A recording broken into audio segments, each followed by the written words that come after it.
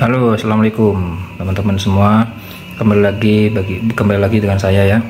Kali ini saya akan mereview segala jenis bahan-bahan yang dapat teman-teman aplikasikan bagi teman-teman yang pemula atau petani yang teman-teman yang masih mau mulai untuk bertani.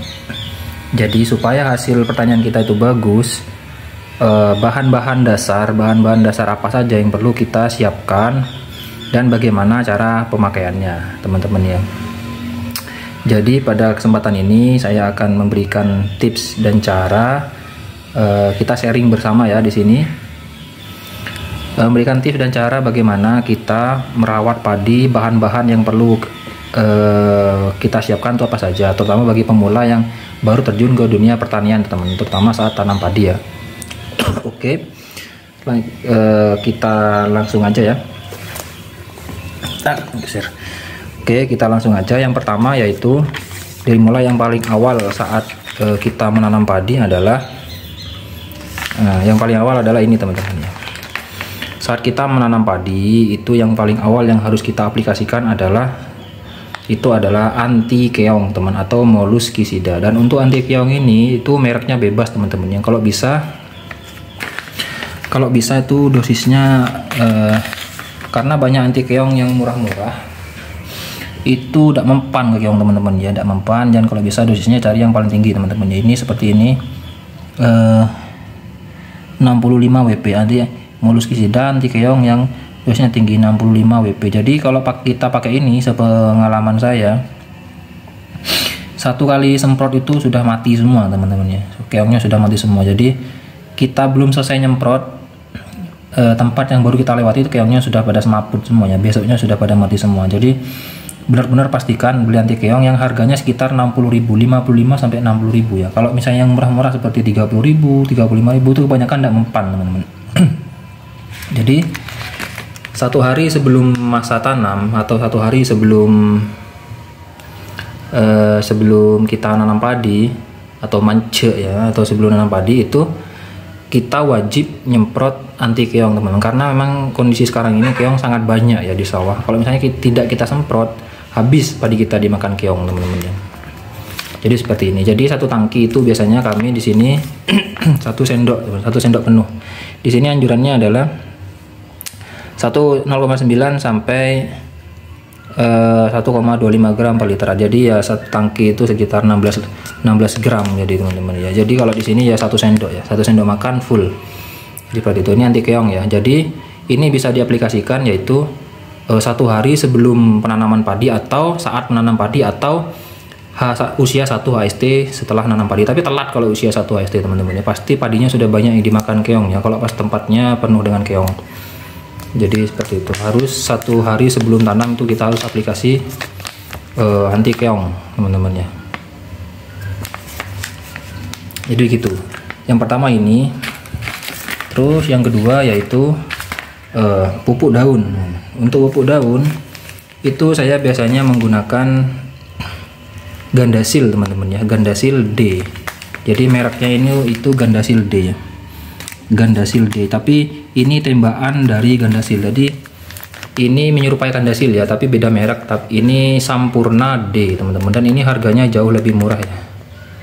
Jadi satu bungkus seperti ini sekitar 500 gram ya, ini 500 gram itu harganya cuma 6.000 nih, kalau nggak salah 6.000 atau 7.000 gitu teman-teman ya di Shopee. Cuman kalau di toko offline ini jarang ada ya, Sampurna D ini adanya cuma di toko online di Shopee. Kalau yang offline itu adanya Gandasil D teman-teman, Gandasil D.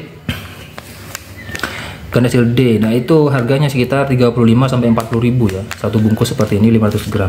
Dan ini fungsinya untuk apa? Dan ini fungsinya adalah untuk pupuk tambahan teman-teman ya, untuk pupuk tambahan untuk pupuk daun teman-teman ya, untuk menghijaukan daun. Jadi pada saat fase vegetatif kita menggunakan pupuk daun, jadi yang D ya teman-teman. Jadi fase vegetatif itu D.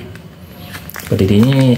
Mereknya bebas ya teman-teman, bisa Pak Tani, dari Pak Tani, MKP daun, atau mungkin MKP buah, seperti itu sama aja.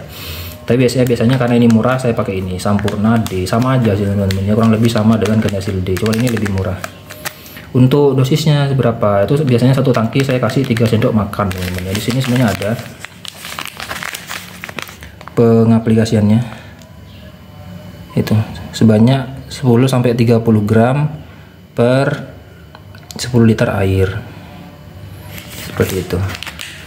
Ya kalau saya biasanya 3 sendok makan ya. Untuk Sampoerna-D ini fungsinya untuk menghijaukan daun dan untuk juga bisa berfungsi untuk memperbanyak anakan padi teman-teman. Itu sesuai pengalaman saya seperti itu ya. Oke, yang ini. Terus selanjutnya adalah ini di aplikasi saat fase generatif teman-teman. Jadi saat fase pembuahan. Jadi ini pupuk buah. Pupuk untuk mengisi buah, pupuk tambahan untuk mengisi buah ya, di spray. Sama teman-teman ya, ini biasanya Gandasil B, tapi ini tembakannya jadi Sampoerna B. Jadi kenapa pakai ini? Karena ini murah teman-teman ya. Ini kurang lebih hasilnya sama ya dengan Gandasil. Seperti itu. Aplikasinya kapan? Ini aplikasinya saat padi sudah mulai bunting, sudah mulai pengisian buah atau saat mulai bunting, saat mulai bunting. Biasanya usia 65 HST ya. Mulai dari usia 55 sampai 65 HST start ini sampai mau panen teman-teman. Bisa di aplikasi satu minggu sekali. Ini sudah saya pakai ya, ini habis, tinggal bungkusnya saja. Untuk dosisnya sama teman-teman, satu tangki 2 sampai 3 sendok makan full ya, seperti itu. Dan untuk yang pupuk yang ini masih ada isinya ya, masih ada isinya. Ini aplikasinya mulai usia 2 HST ya teman-teman. Kalau saya biasanya mulai 2 HST, nanti pupuk spray pertama setelah spray keong ada spray ini dengan insektisida ini teman-teman ya. Campur itu. Jadi usia sampai 2 HST sampai usia 50 HST, bisa diulang seminggu sekali. Dan selanjutnya adalah ini adalah herbisida selektif teman-teman ya. Herbisida selektif ini fungsinya untuk mengurangi gulma. Jadi bagi teman-teman pemula bisa pakai ini ya. Ini fungsinya untuk mencegah pertumbuhan gulma ya. Kuncinya supaya obat ini efektif adalah jangan sampai padi apalagi belum rimbun, yaitu air terlalu lama kering teman. Karena kalau air kering ini tidak berfungsi, gulma akan tetap tumbuh teman-teman ya. Kalau airnya kering dan padinya belum rimbun, jadi masih tanah terpapar sinar matahari, dia akan tumbuh rumput teman-teman ya. Cuman kalau pemakaiannya tepat, ini sangat efektif untuk mengurangi biaya teman-teman, karena biaya untuk menyiangi itu atau cabut rumput itu sangat banyak ya teman-teman, biayanya mahal. Jadi biaya orangnya mahal. Jadi nanti ini yang buatkan video terpisah teman-teman ya untuk review ini. Oke.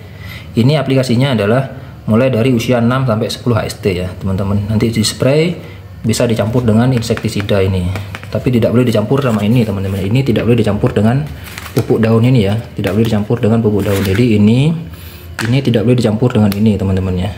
Kalau ini dicampur sama ini tidak apa-apa, ini campur sama ini tidak apa-apa, ini campur sama ini tidak apa-apa, tapi kalau ini campur sama ini tidak boleh ya. Sarannya dari tokonya seperti itu.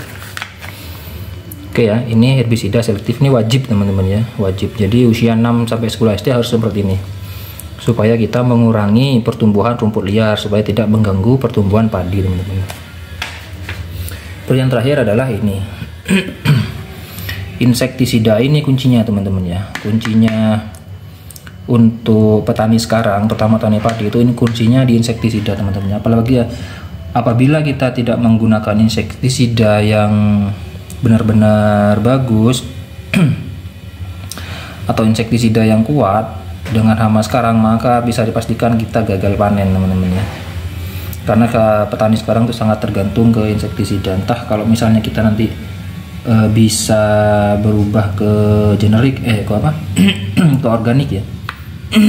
Bisa berubah ke organik, mungkin bisa ya satu saat ya, semoga aja ya. Tapi untuk sekarang ini kita harus menggunakan insektisida teman-teman. Dan insektisida yang saya pilih dan sangat ampuh yaitu ya ini stadium, dan bahan aktifnya abamectin 18 gram per liter.